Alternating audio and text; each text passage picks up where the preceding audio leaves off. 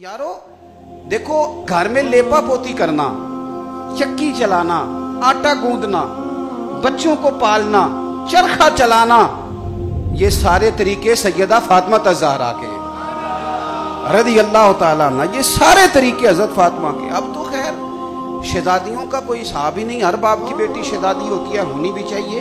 लेकिन जरा जरा सी बात पे लोग दुखते हैं, कहते हैं देखो जी बच्ची को काम बड़ा करना पड़ता है।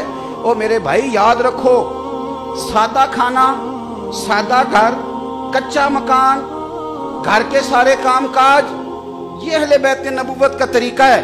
और पढ़ो बुखारी शरीफ, सैयदा फातिमा ज़हरा रज़ी अल्लाह ताला अन्हा हाजिर बारगाह हुई, या रसूल अल्लाह सल्लल्लाहु अलैहि वसल्लम काम कर कर के हाथों पे छाले पड़ गए। बताओ मुझे, इतना गरीब है कोई इस मजमे में जिसकी बेटी इतना काम करे कि छाले पड़ जाए? फिर भी सारे दुखी हैं, फिर भी तावीज लेते फिरते हैं कि बेटी बड़ी तकलीफ में, छाले पड़ गए या रसूलल्लाह ये। और हजरत फातिमा को मौला अली ने कहा, फातिमा अब तेरी मुशक्कत देखी नहीं जाती। हुजूर की बारगाह में गुलाम आए हैं, कि गुलाम मिले तो तेरा काम में हाथ बटाएगा। हम बातें पढ़ते सुनते हो, कभी कभी गौर करो कि ये पहलू हमारे लिए क्या छोड़ती हैं। सैयदा पाक ने छाले दिखाए, मेरे करीम महबूब अलैहिस्सलाम ने क्या फरमाया? फरमाया फातिमा 33 बार सुभान अल्लाह पढ़ा कर, और 33 बार अल्हम्दुलिल्लाह पढ़ा कर, और 34 बार अल्लाहु अकबर पढ़ा कर। जब भी तू ये तस्बीह खत्म करेगी, रब तुझे गुलाम आजाद करने का सवाब अता फरमाएगा। गोया हुजूर ने कह दिया कि चक्की आपने खुद ही पीसनी है, आटा खुद ही गूंदना है, घर के सारे काम। यहाँ तो औरतें कुछ भी नहीं करती, फिर भी शाम को 4 गोलियां मंगवा लेती हैं, कोई काम भी नहीं, फिर भी 4 गोलियां। और इमाम हसन क्या फरमाते हैं, खुदारा खाली अहले बैत नबुव्वत ने हमें यकम मुहर्रम से 30 मुहर्रम तक का याम मनाने को नहीं दिए, उन्होंने पूरा उसवा हमें दिया है, पूरा बेहतरीन दस्तूर हयात दिया है। अगर घर बनाना है, चलाना है और बसाना है और आबाद करना है, तो अहले बैत नबुव्वत का घर देखो, रसूल करीम सल्लल्लाहु अलैहि वसल्लम की अज़वाज के मकानात और उनके घर देखो। मेरे नबी पाक सल्लल्लाहु ताला अलैहि वसल्लम की शहजादी सारा दिन काम करती, सारा दिन मेहनत करती, मजदूरी करती। इमाम हसन कहते हैं कायनात सो जाती और मेरी माँ फातिमा मुसल्ला बिछा लेती।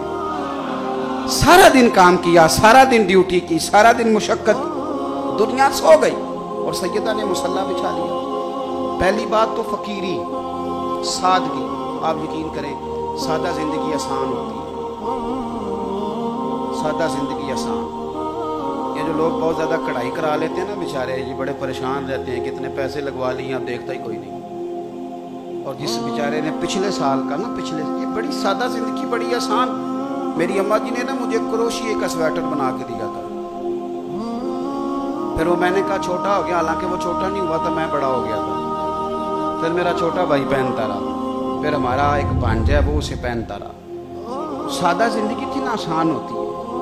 अब तो आप यकीन करें कि कपड़े कभी पुराने नहीं होते, डिजाइन बदल जाते हैं, डिजाइन तब्दील हो जाता है। तो अब कौन रह गया है जो जूते को पैबंद लगाएगा, कपड़ों को पैबंद लगाएगा?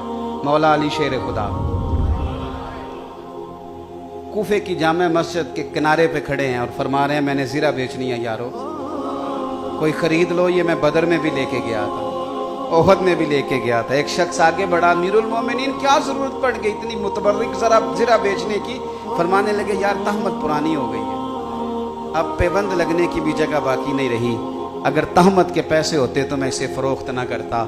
ये तो दो जहां के शाह हैं, पास कुछ रखते नहीं, और दो जहां की नेमतें हैं इनके खाली हाथ में।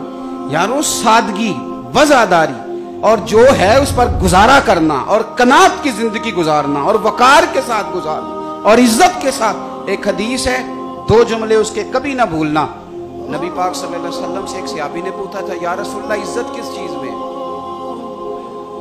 तो हुजूर ने फरमाया जो रब ने दिया है उस पर राजी हो जा, अल्लाह इज्जत अता कर देगा। या रसूलल्लाह जिल्लत क्या है? फरमाया जिंदगी में लालच ना करना, जलील हो जाएगा। कनात में इज्जत है, लालच में जिल्लत है। तो अहले बैत नबुव्वत ने अपनी जिंदगियां सादगी से गुजारी।